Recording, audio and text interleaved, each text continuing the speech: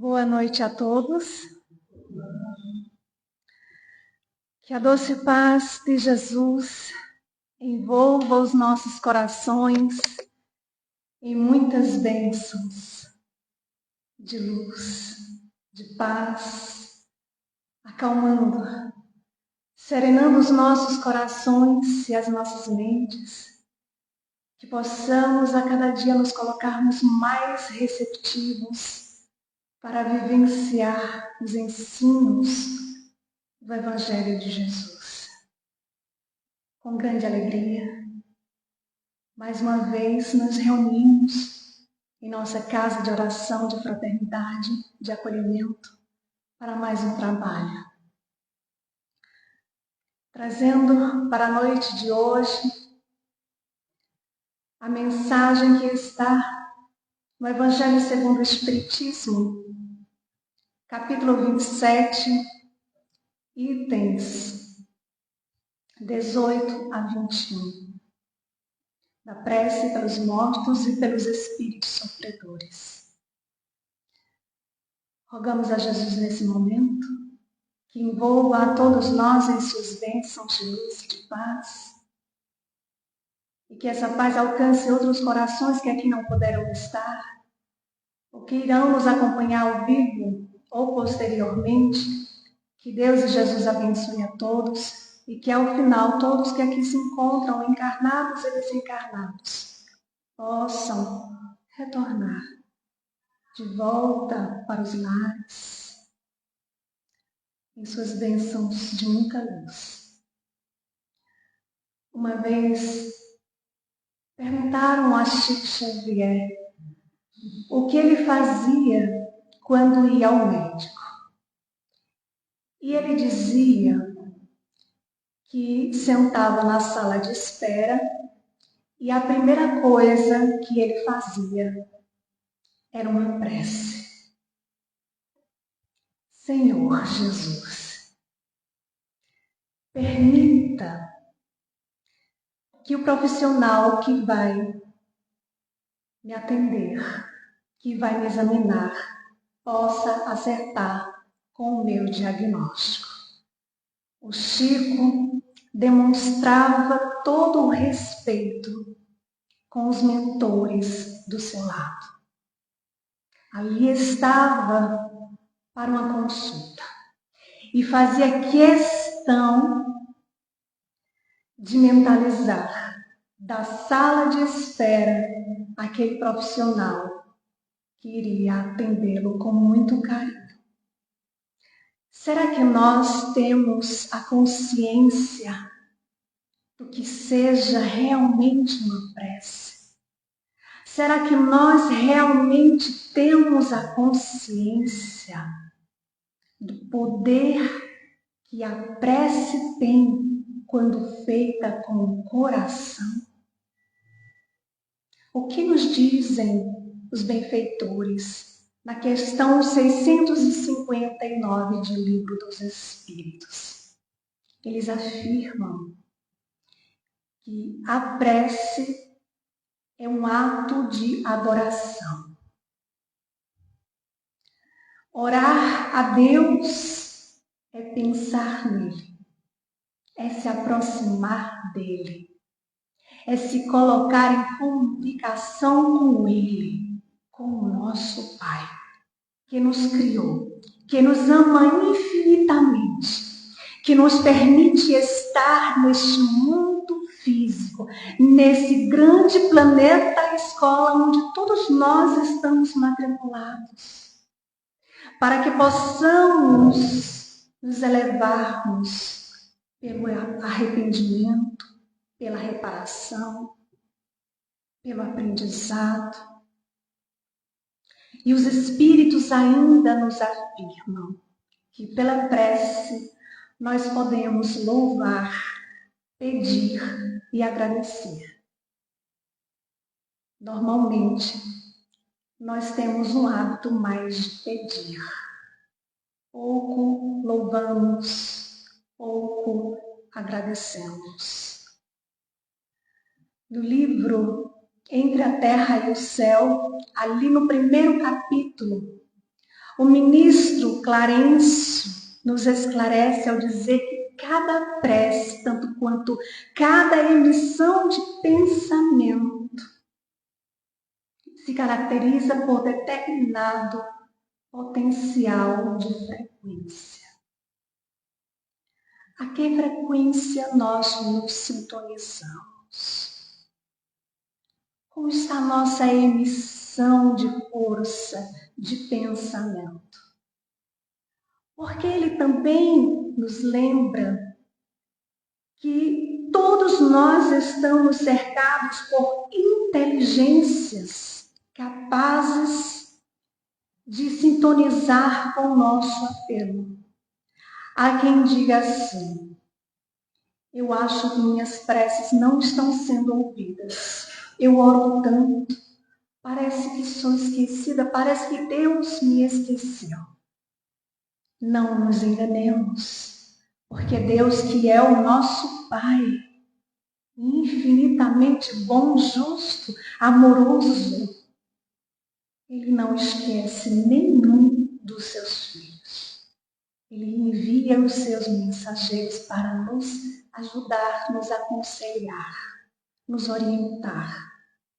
Nós é que não estamos atentos às sugestões que sutilmente nos chegam em nosso pensamento. Nós é que muitas vezes não estamos atentos àquela voz que diga: olha, não faça isso, não vá por aí, tenha cuidado. Muitas vezes nós nos colocamos feito crianças birrentas, porque aquilo que recebemos não é exatamente aquilo que gostaríamos. Não nos esqueçamos de que todas as nossas preces, elas são ouvidas, elas são catalogadas e são direcionadas às respostas de acordo com a nossa necessidade, com o nosso mérito. A resposta pode não ser a que gostaríamos de receber, mas ela é a necessária. E muitas vezes, quando a gente diz: meu Deus do céu, não era isso que eu esperava, e lá na frente a gente diz: graças a Deus, que bom que foi assim. Deus sabe de tudo, sem dúvida alguma. Certa feita, o Chico estava perto de um trem que ia partir. E ele estava ali, olhando uma senhora que estava muito aflita, porque ela queria muito pegar aquele trem. E ela estava tão ansiosa, tão angustiada, com medo de perder aquele trem naquela época. Ela estava assim, rente com o trem, mas ela não conseguia dar 2 passos para dentro do trem. E aí o Chico disse: eu vou ajudar aquela senhora. Sem que ela percebesse, ele vai por trás dela e a empurra para dentro do trem. Ela fica tão ansiosa, tão agarrada ali em sua angústia, que ela não teve nem tempo de olhar para trás, para ver quem tinha ajudado ela a entrar no trem. O trem sai. O Chico dá meia volta e faz o sentido contrário, vai andando. E aparece o Espírito Emmanuel e diz: Chico, olhe para trás. Quando ele olha, o Chico vê, saindo do trem, uma nuvem de luz vindo em sua direção. E ao chegar nele, o inunda, o envolve o Chico, de tal forma que o Chico ficou todo molhado, como se tivesse chovido sobre ele. E aí o Emmanuel vai dizer a Chico: aquela senhora não teve tempo de agradecer a pessoa que tinha ajudado a colocar ela no trem. Mas ela está lá dentro, fazendo uma prece para a pessoa que a colocou no trem. A energia daquela prece alcançou a pessoa que tinha ajudado aquela senhora, que foi justamente o Chico. Será que nós temos a consciência de que a prece ela tem o poder de transformar absolutamente tudo? Será que nós temos consciência de que a prece ela tem o poder de acalentar, de acariciar, de suavizar, de consolar corações aflitos? Será que nós temos a consciência de que a prece ela tem o poder de transformar a doença em saúde, de auxiliar aqueles que se encontram em sofrimento, de levar luz onde só há escuridão, de ajudar a espíritos que estão em sofrimentos, de auxiliar os nossos adversários do passado e que nos acompanham, de ajudar a nossa família que nos antecederam e que se encontra no plano espiritual? Será que nós temos a consciência de que a prece ela nos ajuda a estarmos em conexão com os espíritos amigos que nos inspiram pensamentos, que nos ajudam a prosseguir em nossa luta diária? Será que temos essa consciência? Também no livro Entre a Terra e o Céu, ali no capítulo 31, onde há uma conversa ali com a personagem Antonina, e que nos deixa uma grande lição aos nossos corações ao dizer que a oração é o remédio eficaz para as nossas moléstias mais íntimas. E também nos aconselha ao dizer que se temos a infelicidade de termos inimigos, cuja a presença daquele nos perturba, recorramos a Deus. Façamos uma prece e peçamos que nos conceda o equilíbrio íntimo, que se afaste ali o desequilíbrio. O desequilíbrio do outro ou o desequilíbrio nosso. Quando estamos em equilíbrio, o desequilíbrio do outro não nos incomoda. Quando estamos conscientes, a inconsciência do outro não nos perturba. O desequilíbrio do outro não nos perturba. Porque sabemos que estamos todos em um processo. Se despertamos a nossa consciência, não importa o que o outro pense, faça, fale ao nosso respeito. Nós não sentiremos ofendidos, magoados, ressentidos. E por isso que a prece, ela nos ajuda a nos sentirmos mais fortalecidos e preparados para estarmos atentos, vigilantes sobre as nossas ações, porque diz respeito a nós e não ao outro. O que eu vejo no outro e que me incomoda é o espelho daquele que eu vejo em mim. Portanto, nós vamos agora ao Evangelho segundo o Espiritismo, ali no capítulo 27, itens 18 a 21, que ali vai falar sobre os espíritos que reclamam por prece. Também vai falar daqueles que não admitem as preces pelos mortos. E por quê? Porque ainda estão na sua limitação de que a vida, ela inicia no berço e termina no túmulo. E depois, dependendo da denominação religiosa, ou o céu ou o inferno, o purgatório ou dormir eternamente.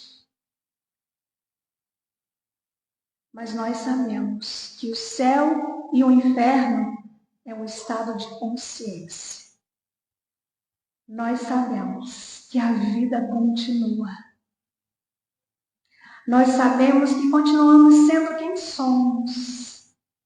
Então, que depende do uso que façamos do nosso livre-arbítrio, da dedicação no trabalho do bem, da dedicação de nosso aprimoramento moral, de nos esforçarmos para nos reconciliarmos com os nossos adversários no presente, como nos aconselha Jesus. Reconciliai-vos com os vossos adversários enquanto estáis a caminho com ele, para que no amanhã não sejamos vítimas de encarnados e de companhias desencarnadas. No livro Missionário da Luz, ali no capítulo 6, intitulado A Oração, nós vamos encontrar uma história de um rapaz que estava muito perturbado, estava em desequilíbrio moral, acompanhados ali de espíritos perturbadores, obsessivos. E André Luiz fica observando a enfermidade daquele rapaz, que ele pensa que a enfermidade que aquele rapaz carregava em si era algo que escapava do seu conhecimento. E ele reflete, será que não tem nenhum alívio para tamanha angústia que aquele rapaz está passando?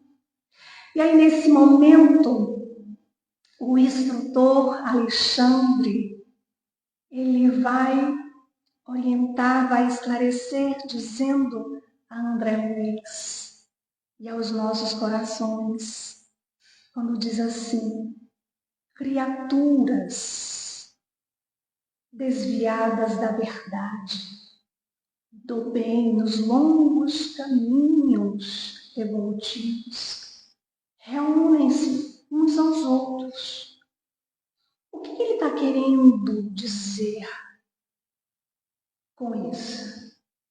Que quando nós nos afastamos das leis naturais, que são as leis divinas, a única e verdadeira felicidade do homem, porque indica o que nós devemos fazer e deixar de fazer. E nós só somos infelizes quando dela nos afastamos. Então, quando nós nos afastamos da verdade, do bem, das leis divinas, do amor, nós nos desequilibramos, nós nos desarmonizamos e atraímos para junto de nós, nos reunimos com forças iguais, com as mesmas sintonias vibratórias, perturbadoras, desequilibradas. É isso que ele estava querendo dizer. E mais adiante ele diz que há em diversos processos medicação espiritual para esses casos de obsessões. E aí ele vai convidar André Luiz para uma demonstração prática, para eles acompanharem aquele rapaz que a altas horas da noite estava indo para a sua residência. E André Luiz vai também com um grupo ali. Ao chegar na residência desse rapaz, a esposa dele já estava dormindo. André Luiz observa que após ele entrar, aqueles espíritos perturbadores, doentios, eles não conseguiram entrar. Por que eles não conseguiram entrar? E o instrutor Alexandre, ele vai lembrar André Luiz que a prece ele traça fronteiras vibratórias. E ele diz assim, aqui, André, reside um irmão que tem a felicidade de cultivar a oração fervorosa e reta. E aí, enquanto o rapaz está ali se organizando para ir para o quarto dormir, Alexandre fica ali esclarecendo sobre aquele caso e vai lembrar que o lar não é somente moradia de corpos, de encarnados, mas, acima de tudo, residência das almas. Não se enganem. Nós não estamos apenas acompanhados pelos nossos familiares dentro de casa, aqueles que nós podemos ver com os olhos físicos, porque residem conosco também espíritos que nos acompanham de acordo com a nossa sintonia vibratória. Aquele rapaz, ele ainda não se encontrava equilibrado nas bases ali da verdade. No entanto, a sua esposa, a sua companheira, uma mulher jovem, cristã, ela garantia a paz, a tranquilidade de sua casa. Vejam o poder que a oração ela tem. E ali, em desdobramento, ela se afasta do corpo físico através do sono e vai ao encontro do instrutor Alexandre com muita alegria. Ela diz, agradeça a Deus a oportunidade de orarmos juntos. Desejo transformar a nossa casa em templo vivo do Divino Mestre. Vejam só. E aí ela pede licença, todos entram no quarto. O casal estava ali dormindo. Ela, em desdobramento, ali afastada do corpo físico, se aproxima do seu esposo, que estava ali dormindo, com a afeição angustiada. E neste momento, ela olha para o alto e faz uma prece fervorosa. E aí André Luiz, ele fica tão emocionado, tão comovido com a prece que ela faz, que ele vê saindo do peito dela um foco de luz em direção ao corpo e à alma do seu esposo. Só que mais adiante, André pergunta, bastará que ela ore por ele, para o nosso doente, para que ele restaure o equilíbrio psíquico? E aí o instrutor Alexandre esclarece ao dizer, o socorro de Cecília é muito valioso, mas o potencial de emissão pertence a ela, como fruto dos seus esforços. Então, o recurso ali da oração era para ele um acréscimo de misericórdia.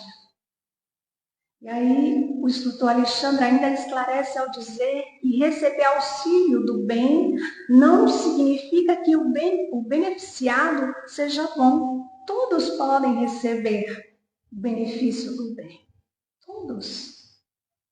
E ele afirma, o nosso amigo André, ele precisa devotar-se com fervor ao aproveitamento das bênçãos que recebe. Significa mais ou menos assim. Um exemplo. Eu estou passando por uma situação difícil, estou ali com meu coração angustiado, apertado, e aí eu chego para a nossa irmã Indaci, eu digo, minha irmã, faça aí uma prece por mim, que estou precisando muito, estou com os problemas aí, meu coração está apertado, ora aí por mim. E ela disse, não, pode deixar, pode contar comigo, eu vou orar. Bastará que ela ore por mim para que eu resolva as minhas questões internas?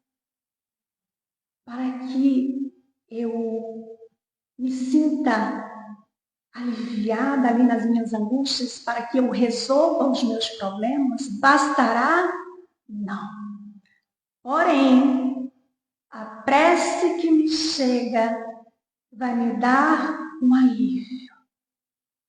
E é nesse momento em que eu me sentir aliviada, em que eu me sinto melhor, é nesse momento que eu sou convidada a despertar, a me colocar no plano de ação, a arregaçar as mangas.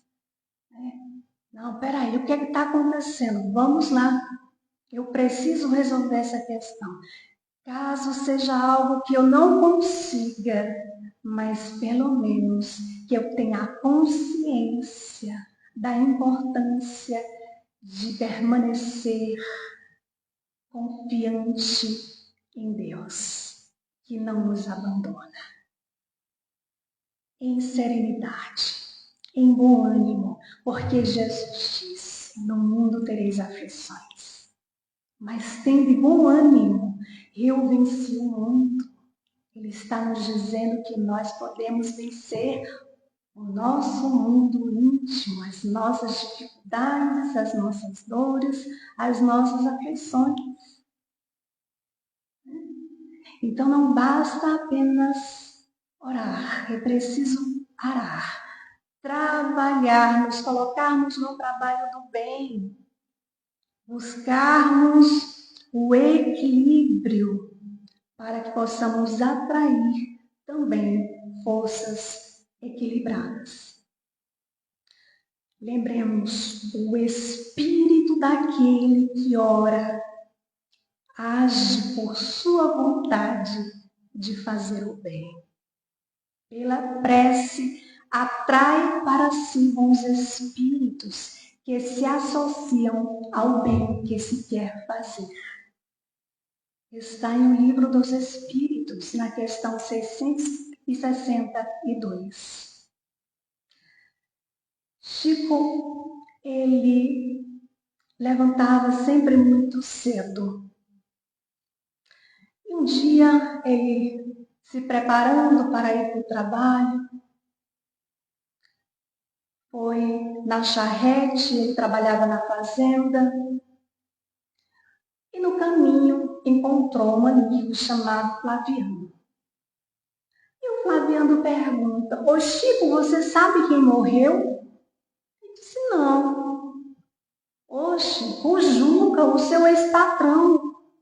Coitado, Chico, morreu na miséria, não tinha nem o que comer. E o Chico fica muito comovido, tira um lenço do bolso para enxugar suas lágrimas e diz, coitado, a que horas vai ser o enterro? Ah, Chico, a qualquer hora ele vai ser enterrado como indigente no caixão da prefeitura. E o Chico ali fica pensativo, muito emocionado e disse, Flaviano, me faça um favor. Vá lá na casa onde ele faleceu e peçam que espere um pouquinho, porque eu vou ver se eu consigo comprar um caixão, nem que seja mais barato. E aí ele foi, ele desce da charrete e manda um recado para o seu chefe. Chico, andando, começa a recordar o seu ex-patrão, uma figura humilde, que muito lhe ajudou. E nesse momento, ele faz uma prece a Jesus, dizendo: Senhor, trata-se do meu ex-patrão, um homem bom, humilde, que tanto me ajudou, que me socorreu nos momentos mais difíceis, que me deu emprego e com esse emprego eu ajudei a minha família. Permita, Senhor, que eu lhe pague, em parte, a gratidão que lhe devo. Ajuda-me, Senhor. E aí, nesse momento, o Chico tira o chapéu, vira o chapéu e sai de porta em porta pedindo esmola para comprar o caixão para o seu ex-chefe. Em pouco tempo, Pedro Leopoldo, em peso, estava sabendo dessa atitude do Chico. Todos ficaram muito comovidos. O pai do Chico tentou impedir. E o Chico disse: não, meu pai, eu não posso deixar de pagar tamanha dívida com aquele que tanto nos ajudou. E ele sai andando e esbarra com um cego muito conhecido na cidade, que gostava muito do Chico, que lhe pergunta: por que tanta pressa, Chico? E o Chico diz: meu amigo, meu ex-patrão, ele faleceu, preciso comprar um caixão para ele, senão ele vai ser enterrado com muita gente. Nossa, Chico, coitado do seu Juca. Sério mesmo? Meu Deus, espera aí, Chico. Eu tenho aqui o que arrecadei de esmola ontem e hoje. Fica para você. Aí deu o Chico. O Chico olhando para ele com os olhos sem vida, mas cheios de lágrimas. Chico, então, muito emocionado, disse: obrigada, meu amigo. Que Jesus lhe pague o sacrifício. E o Chico, então, foi e comprou o caixão, providenciou o enterro e acompanhou até o cemitério. Já tarde da noite, o Chico retorna para casa. E ao chegar em casa, senta na porta de casa, ali em prece. Os seus irmãos e o seu pai apenas o observam ali. Eles estavam muito comovidos também. O Chico faz uma prece para o seu ex-patrão, em silêncio. E aparece Emmanuel, que nada fala, apenas sorria. E o sorriso do seu bondoso benfeitor lhe dizia tudo. Naquele dia, e o Chico entendeu que naquele dia ele havia ganhado o dia. Porque ele pagara, em parte, uma dívida. E dava testemunho de gratidão, de humildade e de amor ao Divino Mestre. A vida não cessa. A vida é fonte eterna. E a morte é um jogo escuro das ilusões. Afirma André Luiz no livro Nosso Lar. Agora a gente volta para o Evangelho segundo o Espiritismo. Ali no capítulo 21. Aliás, no capítulo 27, no item 21. Porque Kardec, ele vai nos lembrar que nós somos constantemente o árbitro de nossa sorte. Que pertence-nos abreviar ou prolongar o nosso suplício, a nossa felicidade ou a nossa desgraça. Depende da vontade que tenhamos de fazer o bem. significa dizer que nós temos escolhas para fazermos bem, para nos dedicarmos ao bem, para sermos benevolentes, e a benevolência inclui desejar o bem, orar pelo outro, encarnados, desencarnados, para sermos caridosos, para exercermos a caridade no sentido da palavra como a entendia Jesus, questão 886 do Livro dos Espíritos, benevolência para com todos, indulgências para com as imperfeições alheias, perdão das ofensas. Se assim estamos, nos equilibramos. E é nossa escolha abraçarmos este caminho do bem ou continuarmos no sofrimento. No livro Recordações da Mediunidade, Ivone do Amaral Pereira narra um fato que aconteceu por volta do ano de 1935. Quando ela precisou ir para Petrópolis, ela ficou morando lá cerca de 1 ano. E essa casa que ela foi, ficava num bairro afastado, um bairro sombrio, afastado ali do centro da cidade. Tinha uma elevação terrena, uma plantação de orquídeas azuis. E a casa era como um chalé, pintada de branco, só que a partir do momento que ela entra naquela casa, ela sente uma sensação muito forte de angústia, de aflição, que se ela pudesse, ela voltaria rapidamente para o antigo endereço. Na primeira noite, ela não conseguiu dormir, ouvindo pancadas, murmúrios continuados, ruídos terríveis, a tal ponto que ela afirma que ela preferia 1000 vezes ver espíritos, independente da categoria moral, do que continuar ouvindo esses ruídos, que é muito diferente dos ruídos que nós conhecemos aqui no plano físico. Então, ela não conseguia dormir.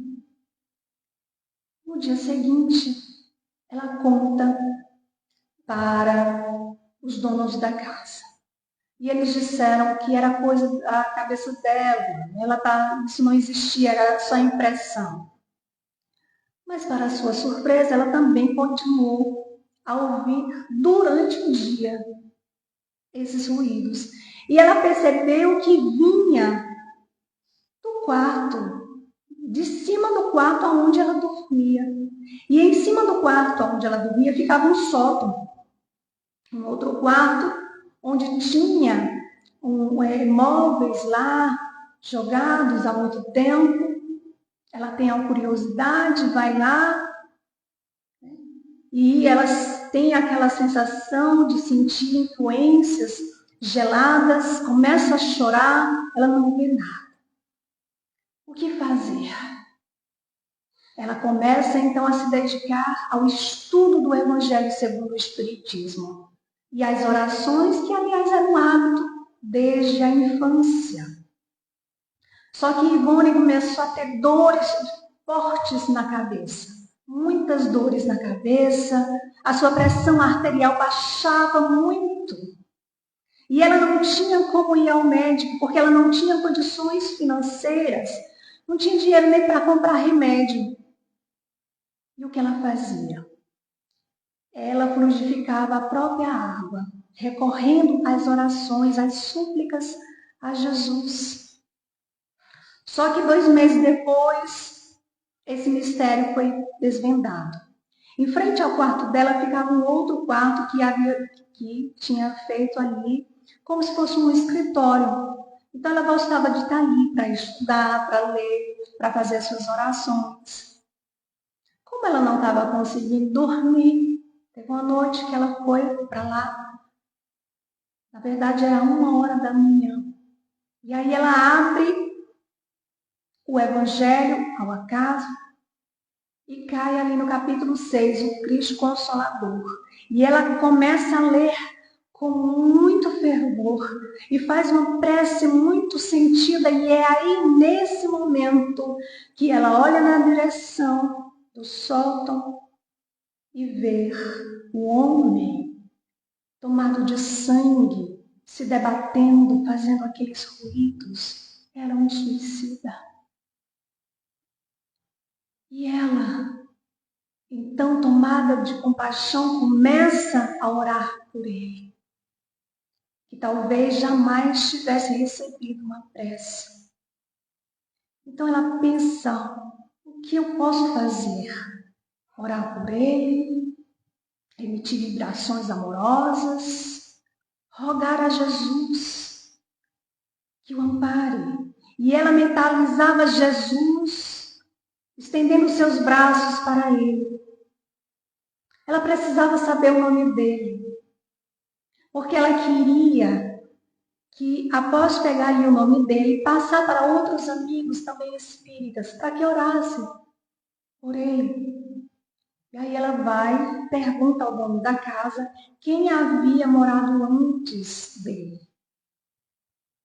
E ele diz que uns 10 anos antes morou ali a própria pessoa que construiu aquela casa, de origem alemã, chamado Guilherme. E ele estava passando muita dificuldade financeira, o que levou ele a escolher o suicídio. Então ele se suicida. E ela ali continua firme na prece, no Evangelho por ele. Ela ficou ali 1 ano. Só dias antes dela sair dali, foi que ela viu que aquele homem estava sendo socorrido pelos mensageiros de luz. E a gente pode perguntar, mas por que ele não foi socorrido antes, já que ela estava ali com tanto fervor por ele? Porque faltava para ele a vontade. A vontade de sair daquela situação. Lembramos do exemplo de André Luiz no livro Nosso Lar, que passa ali mais de 8 anos em sofrimento por suicídio inconsciente. A sua conduta moral desequilibrada. Mas ele ali não estava sendo visto, ele estava sendo acompanhado. A sua mãe sempre emitia preces para ele, sempre mandava preces para ele. Mas apenas no momento que ele teve a vontade firme e sincera de sair daquela situação no qual ele se encontrava, ele faz uma prece. E nesse momento que ele faz uma prece, os mensageiros de luz chegam e o levam para o nosso lar. Porque aqui devemos lembrar que os amigos espirituais, que Jesus, que Deus, o nosso Pai, respeita as nossas escolhas. Então ali ele foi recolhido. E quando ele é recolhido para o nosso lar, ele quer saber quem orava por ele. Ele fica tão ansioso, né? Quer saber quem orava por ele.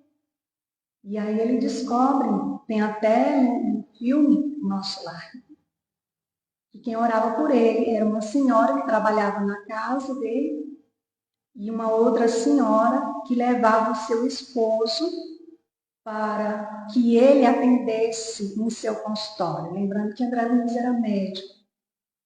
Então, esse senhor chegava sempre no final da tarde para ele atender.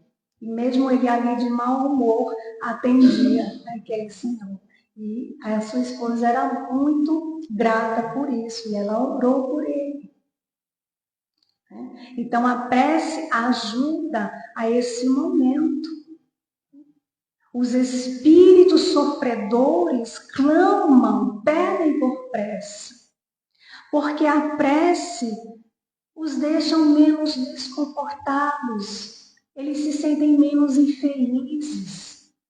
As orações para os espíritos ajudam a eles a reanimá-los, para que eles se elevem através do arrependimento e da reparação que todos nós somos convidados a passar. Mas para finalizarmos, eu trouxe aqui uma mensagem que eu queria ler para vocês, que é do livro da Esperança, capítulo 89. É bem curtinho. Quando o Espírito Emmanuel nos convida ao dizer assim: lembra-te dos mortos auxiliando. Podes sim trabalhar em favor dos supostos extintos, lenindo-lhes, abrandando-lhes, suavizando-lhes o espírito com a frase benevolente, com o bálsamo da prece. Lembra-te dos mortos auxiliando. Não apenas os vivos precisam de caridade, mas também os mortos do corpo físico, porque nós, seres espirituais, continuamos a sermos quem somos, continuamos a viver. Que Deus, nosso Pai, envolva a todos. Gratidão, muita paz.